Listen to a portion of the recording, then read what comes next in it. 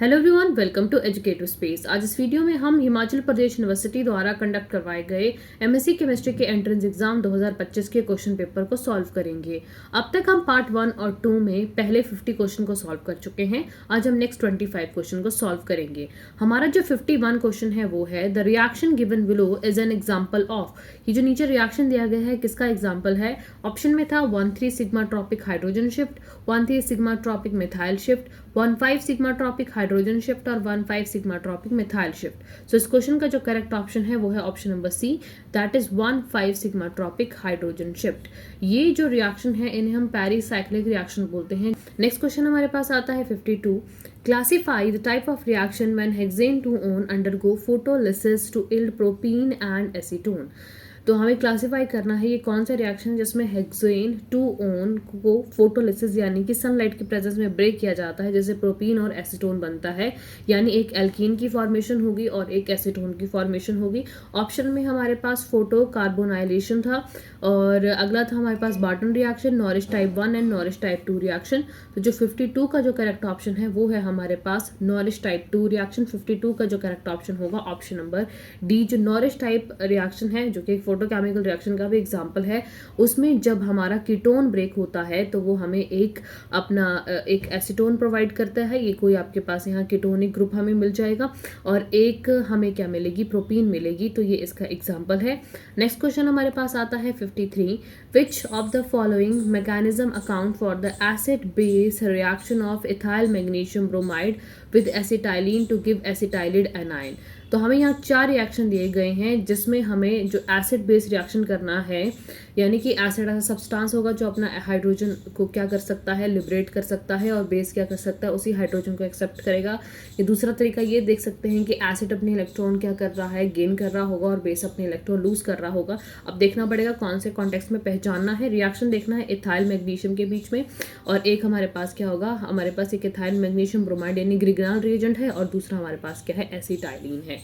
तो ये एसिटाइलिन है और हमारे पास ये देखना है कौन सा रिएक्शन कैसा होगा। तो जो 53 का जो करेक्ट ऑप्शन बनेगा वो बनेगा ऑप्शन नंबर 3 यानी ऑप्शन नंबर सी। ये हमारे पास बिल्कुल करेक्ट आंसर होगा। क्यों? क्योंकि आप यहाँ देख रहे हैं यहाँ से बॉन्ड ब्रेक करेगा। जैसे ही बॉन्ड ब्रेक करेगा कार्बन के ऊपर जो नेगेटिव चार्ज आएगा, मैग्नीशियम के ऊपर क्या सा चार्ज आएगा, पॉजिटिव चार्ज आएगा। और जैसे उसके ऊपर पॉजिटिव चार्ज आएगा, ये जो हमारे पास एसिटाइलिन का ये जो ग्रुप है ये हाँ आके अटैक करेगा। तो ऑप्शन नंबर जो सी है वही करेक्ट ऑप्शन बनेगा। नेक्स्ट क्वेश्चन हमारे पास आता है 54। Photolytic conversion of organic nitrites into nitroso alcohol is recognized as. तो हमारे पास जो ऑर्गेनिक नाइट्राइल्स की फोटोलिटिक कन्वर्जन होती है जिसमें एक नाइट्रोसो एल्कोहल बनता है, वो कौन सा रिएक्शन है? एग्जांपल में था Paterno Buchi reaction, Birch reduction, Barton reaction या रिटर रिएक्शन। तो 54 का जो करेक्ट ऑप्शन है वो है option number C, that is Barton reaction. आपके पास इसे हम बार्टन नाइट्राइल एस्टर रिएक्शन भी बोलते हैं, जिसमें आपके जो एल्काइल नाइट्राइल है उनको नाइट्रोसो एल्कोहल में कन्वर्ट किया जाता है। नेक्स्ट क्वेश्चन हमारे पास आता है 55। Which one of the following reaction is not thermally allowed. तो यहाँ हमारे पास A, B, C, D reaction दिए गए हैं और हमें बताना है कि इनमें से कौन सा रिएक्शन थर्मली अलॉर्ड नहीं है। यहाँ हमारे पास जो डायल सेल्टर रिएक्शन के एग्जाम्पल होते हैं 4+2, 2+2 उसके एग्जाम्पल हैं। कोई आपका थर्मली ज़्यादा स्टेबल रिएक्शन होता है, कोई फोटो केमिकली जो रिएक्शन ज़्यादा स्टेबल होता है, तो उसी के अकॉर्डिंग हमें आंसर देना है। तो हमारे पास जो 55 का करेक्ट ऑप्शन होगा वो होगा ऑप्शन नंबर ए। ये हमारे पास बिल्कुल करेक्ट ऑप्शन होने वाला है, क्योंकि जो वुडवर्ड हॉफमैन रूल था जिसमें हम बताते हैं कि जो 2+2 साइक्लो एडिशन होती है वो थर्मली फॉरबिडन होती हैं, वो अलॉर्ड नहीं होती अंडर फोटोकेमिकल कंडीशन। तो इसीलिए आपके पास यहाँ ऑप्शन नंबर कौन सा जाएगा, ए सही रहेगा। नेक्स्ट क्वेश्चन हमारे पास है 56। A compound with molecular formula C4H7N exhibit UV lambda maximum at 200 nanometer. IR जो स्पेक्ट्रम की रेंज बताई गई है वो कुछ इस तरह से बताई गई है, और उसमें NMR की रेंज भी ये बताई गई है। हमें बताना है कि इसमें जो स्ट्रक्चर है वो कौन सा स्ट्रक्चर होगा। तो 56 का जो करेक्ट ऑप्शन होगा वो होगा ऑप्शन नंबर बी। ये इसका करेक्ट ऑप्शन है। यहाँ मैंने आपको डायमेंशन बताया कि मॉलिक्यूलर फार्मूला ये है, दैट मीन कि अनसैचुरेटेड कंपाउंड तो कोई ना कोई प्रेजेंट होगा ही। नेक्स्ट क्वेश्चन हमारे पास आता है 57। Photochemical Paterno Buchi reaction is an cycloaddition between. जो आपके पास जो पेटोनो-बुचे रिएक्शन है उसमें किन किन के बीच में साइक्लोएडिशन होती है, ये हमसे पूछा गया था। तो 57 का जो करेक्ट ऑप्शन आएगा वो होगा ऑप्शन नंबर सी, जो हमारे पास सी डबल बॉन्ड ग्रुप होता है और सी आपके पास डबल बॉन्ड सी यानी कि एल्कीन वाले ग्रुप में और जो कार्बोनिल ग्रुप होता है उनके बीच में। तो ये आपके पास है जिसमें 2 एटम होंगे और 4 मेंबर रिंग बना देंगे। यहाँ ये 2 हो जाएगा और ये इनको भी हम 2+2 बोलते हैं, डबल बॉन्ड को शो किया जाता है। और इन दिस रिएक्शन जो हमारे पास क्या है, एक्साइटेड कार्बोनिल ग्रुप है, वो रिएक्ट करता है एल्कीन के साथ ताकि क्या बना सके, ऑक्सीटेन बना सके। This is important. Next question हमारे पास आता है 58, match the column 1 with column 2 and choose the correct answer from the code given below. तो हमें यहाँ कुछ दिए गए हैं ऑप्शन, हमें मैच करना है कि कॉलम 1 के साथ कॉलम 2 में कौन मिलेगा। तो जो 58 का जो करेक्ट ऑप्शन होगा वो होगा हमारे पास ऑप्शन नंबर ए इसका बिल्कुल करेक्ट आंसर होने वाला है, प्लीज इसे नोट डाउन करें। नेक्स्ट क्वेश्चन हमारे पास आता है 59, choose the respective correct value for the base peak in the electron ionization mass spectra for following compound P and Q। तो हमारे पास यहाँ कंपाउंड नंबर P दिया है और यहाँ कंपाउंड नंबर Q दिया है और हमें बताना है कि कितना जो बेस पीक है उसकी वैल्यू कितनी होनी चाहिए। तो 59 का जो करेक्ट ऑप्शन बनेगा वो बनेगा ऑप्शन नंबर ए, हमारे पास 105 एंड 92, ये इसका करेक्ट ऑप्शन होगा। P के लिए 105 और इसके लिए आएगा 92, ये हमारे पास करेक्ट ऑप्शन रहने वाला है।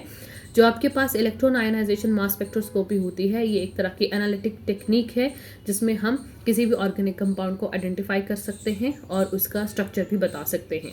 नेक्स्ट क्वेश्चन हमारे पास है 61, pyridine is less basic than aliphatic amine because the lone pair of electron on nitrogen atom in pyridine reside in। जो 61 में हमें ऑप्शन दिए गए हैं, हमारे पास ऑप्शन है sp hybrid orbital, sp2d hybrid orbital, sp2 hybrid orbital या sp3 हाइब्रिड ऑर्बिटल। तो जो pyridine होती है वो कम बेसिक होती है एज कम्पेयर टू एलिफैटिक अमीन। तो हमें बताना है, और लोन पेयर दोनों के पास प्रेजेंट है, एलिफैटिक अमीन के पास भी लोन पेयर प्रेजेंट है, नाइट्रोजन के पास, pyridine के पास भी है। और हम जानते हैं बेस वो सब्सटेंस होता है जो अपने इलेक्ट्रॉन लूज कर सकता है। तो ऐसा क्यों है कि जो आपकी pyridine है वो कम बेसिक रह जाती है।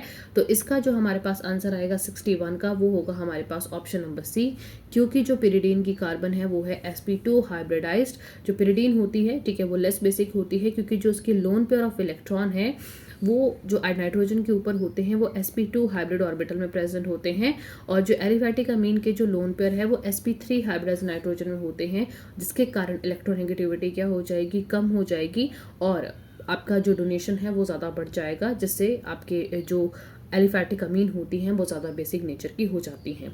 नेक्स्ट क्वेश्चन आता है 62, तो commercial method of preparation of quinoline is heating aniline with glycerol in the presence of nitrobenzene and concentrated sulfuric acid. What is the name of this synthesis reaction? तो हमें बताना है कि आपके पास इस रिएक्शन का क्या नाम होगा। तो 62 में हमारे पास ऑप्शन थे जैसे फिशर सिंथेसिस, क्रॉप सिंथेसिस, कोरी हाउस सिंथेसिस या फ्रेनलैंडर सिंथेसिस। तो 62 का जो करेक्ट ऑप्शन आएगा वो होगा option number B, that is Cope reaction. जो क्रॉप सिंथेसिस है, ठीक है, इसमें हम क्वाइनोलिन को प्रिपेयर करते हैं। ये बहुत इंपॉर्टेंट मेथड है क्वाइनोलिन प्रिपरेशन का। नेक्स्ट क्वेश्चन आता है हमारे पास 63, following the birch reduction and it is brought about by. अच्छा, ये हमारे पास यहाँ बर्च रिडक्शन दी गई है, हमें बताना है कि इसमें कौन सा रीजन इस्तेमाल करें बर्च रिडक्शन के लिए। तो this is very very easy reaction. जैसे हमें ऑप्शन में दिया था sodium liquid ammonia, hydrogen iodide और हीट, और लिथियम एल्यूमिनियम हाइड्राइड और सोडियम के साथ अल्कोहल दिया था। तो 63 का जो करेक्ट ऑप्शन होगा वो होगा ऑप्शन नंबर ए। हम सब जानते हैं कि जो बर्च रिडक्शन का रिएजेंट होता है वो सोडियम इन लिक्विड अमोनिया होता है। तो ये बहुत इंपॉर्टेंट आपके पास रिएक्शन है बर्च रिडक्शन। नेक्स्ट क्वेश्चन हमारे पास आता है 64, फिशर्स इंडोल सिंथेसिस इन्वॉल्व। जो फिशर की इंडोल सिंथेसिस है उसमें क्या होता है, हमारे पास ऑप्शन थे 2-2 sigmatropic shift, 3-2 sigmatropic shift, 3-3 sigmatropic shift या 2-3 सिग्मा ट्रॉपिक शिफ्ट। तो 64 का जो मेरे पास करेक्ट ऑप्शन आएगा वो होगा option number C, that is 3-3 sigmatropic shift. जो अब नेक्स्ट हमारे पास क्वेश्चन आएगा वो है हमारे पास, which of the following is the best reagent for converting benzene diazonium chloride to chlorobenzene. तो हम जो बेंजीन डाइजोनियम क्लोराइड को क्लोरोबेंजीन में शिफ्ट करते हैं तो हमको कौन कौन से रिएजेंट होते हैं, हमने अपने +2 की क्लास में ग्रेजुएशन में भी पढ़ा है कि हमारे पास एक सैंडमेयर रिएक्शन होता है, गेटरमैन रिएक्शन होता है जिसमें हम कन्वर्जन कर सकते हैं। तो 65 का जो हमारे पास करेक्ट ऑप्शन आएगा वो हमारे पास होगा option number D, that is जो हमारे पास आ रहा है यहाँ कॉपर क्लोराइड और HCl। ये हमारे पास बेस्ट है जो कि सैंडमेयर रिएक्शन में इस्तेमाल करते हैं। तो सैंडमेयर रिएक्शन से हम इजीली आपके बेंजीन डाइज़ोनियम क्लोराइड को क्लोरोबेंजीन में कन्वर्ट कर सकते हैं। नेक्स्ट क्वेश्चन है 66। Resonance energy of anthracene is 84 kilo calorie per mole. Electrophilic substitution reaction of anthracene occur mainly at. जो रेजोनेटिंग एनर्जी होती है एंथ्रासीन की वो 84 किलो कैलोरी पर मोल होती है। हमसे पूछ रहे हैं कि अगर इलेक्ट्रोफाइल ने सब्स्टिट्यूट करना हो कोई उनकी पोजीशन तो कौन सी पोजीशन को सब्स्टिट्यूट कर पाएंगे एंथ्रासीन की। ऑप्शन में था कार्बन 4, कार्बन 9, कार्बन 2 और कार्बन 1। तो 66 का जो करेक्ट ऑप्शन रहेगा वो रहेगा option number B, that is carbon की 9 पोजीशन। जो हमारे पास इलेक्ट्रोफिलिक सब्स्टिट्यूशन होते हैं वो हमेशा ही वहाँ ऑब्वियसली बात है इलेक्ट्रोफाइल है तो उसके पास इलेक्ट्रॉन डेफिशिएंट वो कंपाउंड है तो हमेशा उसी कार्बन के ऊपर लगेगा जो इलेक्ट्रॉन रिच होगी। तो आपके पास जो कार्बन 9 और 10 पोजीशन होती हैं वो इलेक्ट्रॉन रिच पोजीशन होती हैं, इसीलिए या तो 9 या तो 10 में प्लेस जाके होगा। नेक्स्ट क्वेश्चन हमारे पास आता है 67। 67 में था हमारे पास the gold number is associated with which of the following. तो जो गोल्ड नंबर है वो किसके साथ एसोसिएटेड है। ऑप्शन में था amount of pure gold, purple of Cassius, protective colloid और इलेक्ट्रोफोरेसिस। तो 67 का जो करेक्ट ऑप्शन होगा वो होगा प्रोटेक्टिव कोलॉइड यानी ऑप्शन नंबर सी। तो नेक्स्ट क्वेश्चन है 68. Curve below is a graphical representation of Maxwell-Boltzmann distribution law of the molecular speed. Choose the correct characteristics from the code option given below. तो basically हमें graph दिया गया है जो Maxwell Boltzmann distribution curve का। Option में हमारे पास था कि it is a symmetrical distribution, the point x on a c axis represent the most probable speed, the area under the curve give the total number of molecules या the maximum shift to the right as the temperature increases. तो हमें ये graph दिया गया, हमें पूछा गया है तो उसमें कौन सा ऑप्शन करेक्ट रहेगा। तो 68 में जो करेक्ट ऑप्शन होगा वो होगा ऑप्शन नंबर डी। आपके पास डी ऑप्शन बिल्कुल करेक्ट है। बेसिकली ये सिमेट्रिकल डिस्ट्रीब्यूशन नहीं है, पहला ही ऑप्शन गलत था। तो जहां जहां पहला था हमने वो नहीं करना था, यानी आपके पास ऑप्शन नंबर ए और ये तो जाता ही है, लेकिन इसका जो सेकंड ऑप्शन है वो बिल्कुल करेक्ट है, that is the point x on C axis represent the most probable speed. This is the most probable speed जो हो सकती है क्योंकि इसका ये जो मैक्सिमम पीक इसी का गया है। तो ये मोस्ट प्रोबेबल स्पीड है जो आपके मॉलिक्यूल ने पोजेस की थी। तो जो आपके पास मैक्सिमम नंबर ऑफ स्पीड जो सभी मॉलिक्यूल के पास है उसे हम बोलते हैं मोस्ट प्रोबेबल स्पीड। तो इसीलिए आपके पास आंसर कौन सा रहेगा, option number D. Next question हमारे पास आता है 69. Choose the correct statement from the following. हमें कुछ स्टेटमेंट दी गई है और हमें बताना है इसमें से करेक्ट स्टेटमेंट कौन सी है। ऑप्शन में था the equilibrium constant can never be a negative number, as the value of equilibrium constant increases the speed at which a reaction reaches equilibrium increases. Option number C for the given reaction to A + B to A to B आपके पास ये रिएक्शन होगा Kc and Kp are numerically same. इसके लिए Kc और Kp दोनों ही सेम होंगे। For the reaction given in the option C, the value of Kc increases with increase in pressure. तो जो आपके पास ऑप्शन सी में वैल्यू दी गई है, जो बेसिकली जो Kc की वैल्यू है वो इंक्रीज करती चलेगी जैसे जैसे प्रेशर इंक्रीज करता चलेगा। तो हमारे पास जो 69 का करेक्ट ऑप्शन आता है वो है option number A, that is the equilibrium constant can never be a negative number. तो 69 का जो करेक्ट ऑप्शन होगा वो होगा ए होगा। नेक्स्ट क्वेश्चन है the equilibrium constant for an association reaction. ये हमें एक रिएक्शन दिया गया है, उसका इक्विलिब्रियम कांस्टेंट की वैल्यू दी गई है और हमें बताना है कि जो डेल्टा एस की वैल्यू है इस रिएक्शन के लिए क्या होगी। तो हम वेंट ऑफ इक्वेशन और standard gives free energy relation का इस्तेमाल करेंगे और 70 का जो करेक्ट ऑप्शन आएगा वो होगा option number B, that is 175.2। Next question है 71. The rate constant for the decomposition of nitrogen pentoxide. जब नाइट्रोजन पेंटॉक्साइड डीकम्पोज होती है उसका रेट कांस्टेंट हमें दिया गया है, ये जो वैल्यू दी गई है उतना रहेगा एट 25 डिग्री सेल्सियस और 75 डिग्री सेल्सियस पे जो रेट कांस्टेंट की वैल्यू इतनी आएगी। तो हमें एक्टिवेशन एनर्जी कैलकुलेट करनी है।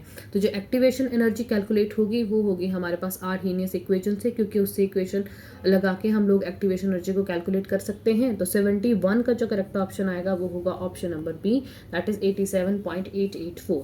तो 71 का जो करेक्ट ऑप्शन है वो है हमारे पास option number B. Next question है 72. A potential diagram for nitrogen at pOH exhibit following E naught value. हमें यहाँ कुछ ई नॉट की यानी रिडक्शन पोटेंशियल की वैल्यू दी गई है। हमें बताना है कि जो ई नॉट फॉर रिडक्शन है जब NO3 नेगेटिव रिड्यूस होगा NO में तब कितनी आएगी। आपने इक्वेशन इस्तेमाल करनी इस कैलकुलेशन के लिए delta G naught is equal to minus N F E not.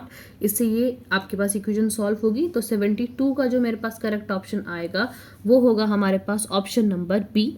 B इसका करेक्ट ऑप्शन है, दैट इज +1.91। ये हमारे पास करेक्ट ऑप्शन रहेगा।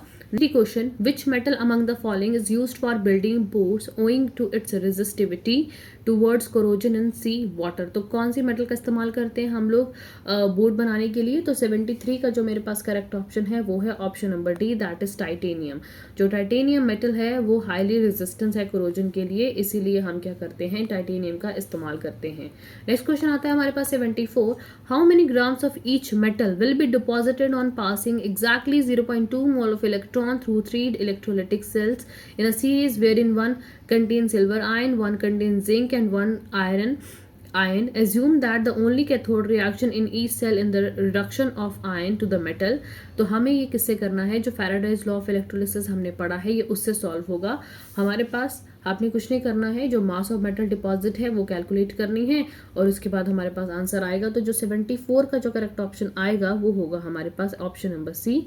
जो हमारे पास आता है 75, match the column 1 with the column 2 and select the correct answer using the code given below in the columns। तो हमें जो ऑप्शन है वो बताना है, जैसे इसका और इसका नीचे मैच करना है। तो जो मैच में जाएगा 75 का जो करेक्ट ऑप्शन होगा वो होगा ऑप्शन नंबर ए। इसका बिल्कुल करेक्ट ऑप्शन होने वाला है। तो आज हमने अपने नेक्स्ट 25 क्वेश्चन को सॉल्व किया। अगर आपको ये वीडियो हेल्पफुल लगी है तो इस वीडियो को ज़रूर शेयर करें।